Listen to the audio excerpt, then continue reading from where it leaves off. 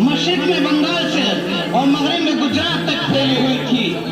उस वक्त बड़े सगीर की इस्तिलाह हिंदुस्तान, पाकिस्तान और बांग्लादेश के लिए इस्तेमाल होती थी, लेकिन सन 1937 ईस्वी में बर्मा और सन 1943 ईस्वी में पाकिस्तान नए मुल्क की हैसियत से हिंदुस्तान से अलग और थलग हुए और सन 1971 ईस्वी में पाकिस्तान की भी तक़सीम हुई, जिससे बांग्लादेश वजूद में आया।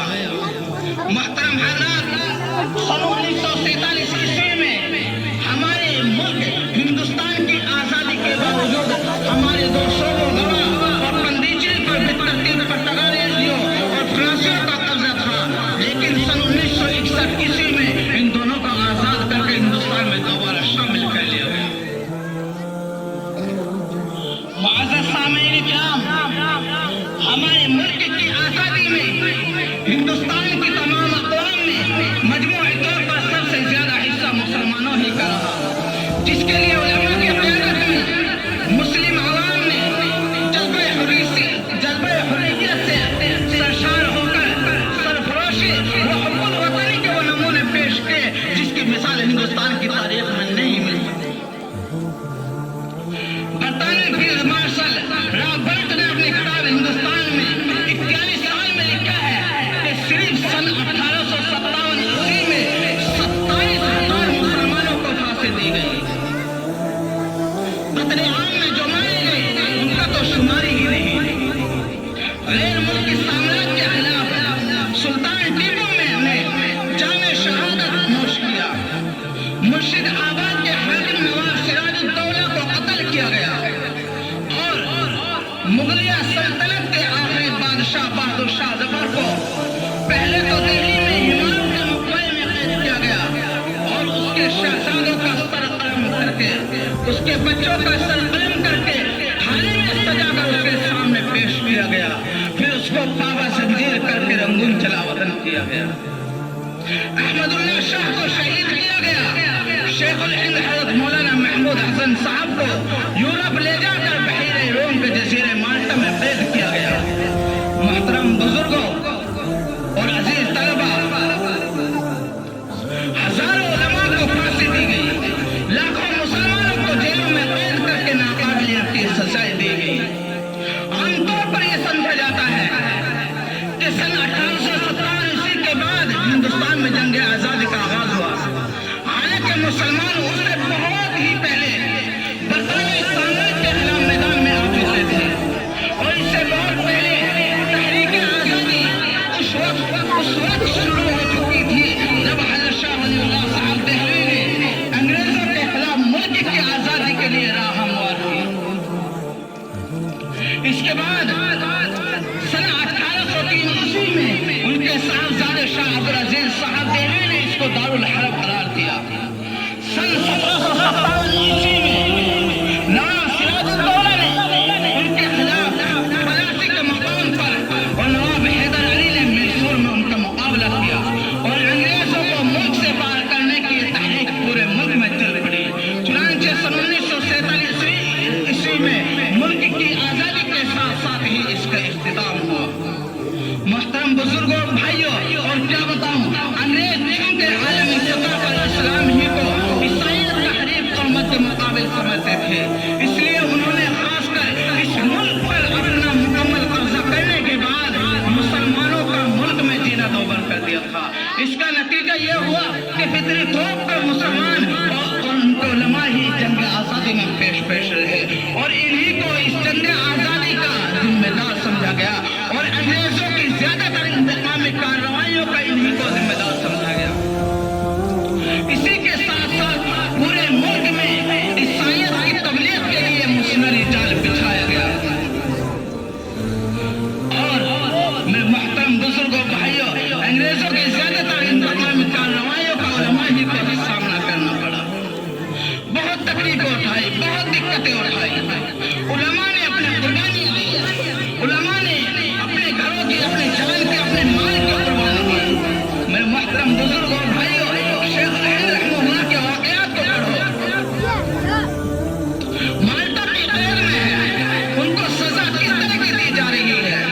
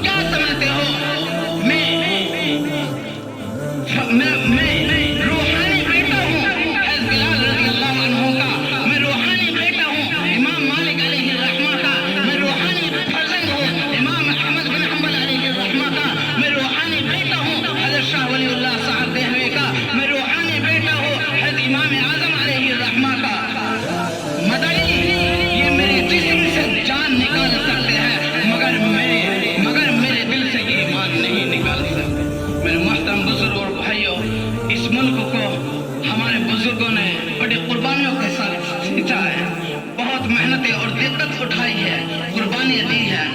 ہمیں ان کے لیے دعا کرنی چاہیے کہ اللہ تبارک و تعالیٰ ان کی بخشش فرمائے، ان کی مغفرت فرمائے، ان کو اعلیٰ علیین میں جگہ عطا فرمائے اور ان کی قبر پر کروڑوں رحمت نازل فرمائے۔ اللہ تعالیٰ ان کو غریق رحمت عطا فرمائے۔ یہی پر میں اپنی دعا تقریر کو ختم کرتا ہوں۔ دعا کریں اللہ ہم سب کو عمل کی توفیق عطا فرمائے۔ وآخر دعوانا الحمدللہ رب العالمین۔